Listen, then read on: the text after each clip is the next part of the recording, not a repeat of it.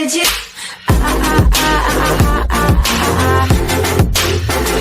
Anything you want.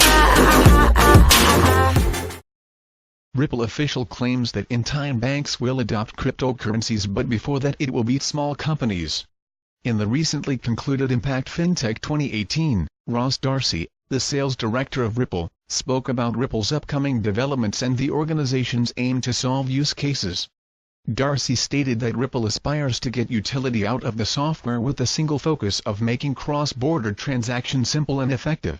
According to him, we are not doing any POCs or science experiments but rather solving real use cases. Darcy went on to say that Ripple aims to solve the connectivity issues with banks using XVIA, XRapid and XCurrent. He also opined that the payment networks of today cannot be trusted and are opaque.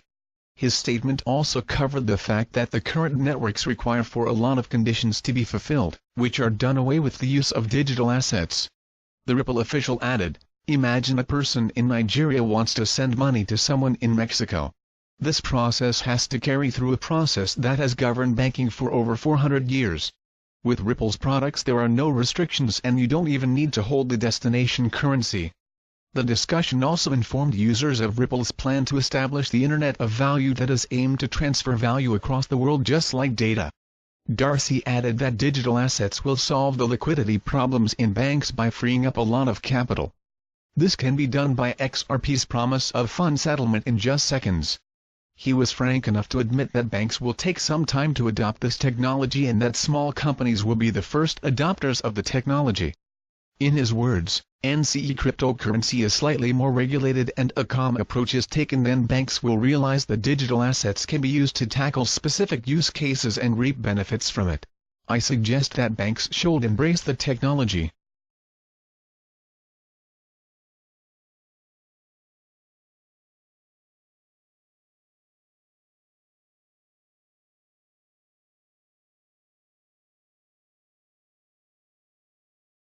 Why Ripple's XRP is getting ahead in the crypto wars.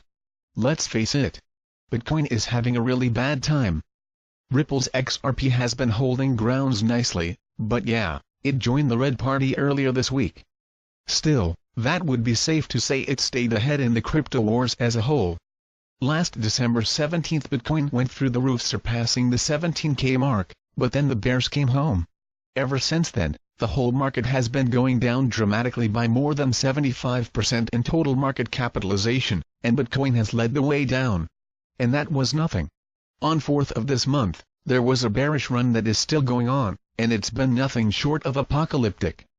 As we write this article, Bitcoin is trading at $4,306, down by 4.13% in the last 24 hours.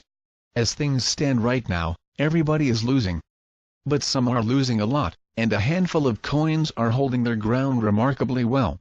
The one that's been doing best under the recent conditions is XRP. Let's briefly review XRP's recent performance. Most coins have been losing value for 11 months, even before last week's debacle. Very few currencies were trading in the green before then. One was Ripple's XRP. Don't get us wrong. Even XRP is losing right now, but it's been trading in single red numbers while every other token in the market has been in double red numbers or worse. The point is this: given the context, RPI is doing very well, much better than Bitcoin. Why? There are several reasons. XRP is backed up by a series of strategic partnerships secured by Ripple, the private company that still owns most of the tokens. This is possible because that same company is working hard to create a full blockchain ecosystem centered about XRP and its many different use cases. It is important to understand clearly, XRP has a full formal organization working on it, with talented and well-prepared people who actually get paid to do that. Communities support most other projects with varying degrees of commitment and enthusiasm. Ripple, as a project, and XRP, as a coin, came to life with a distinct purpose, and they're pursuing it. Many cryptocurrencies are created experimentally or as a hobby by talented people that are fully capable of doing so. Making it useful and guaranteeing adoption in the real world is an entirely different game. And that's where Ripple's leadership makes a huge difference.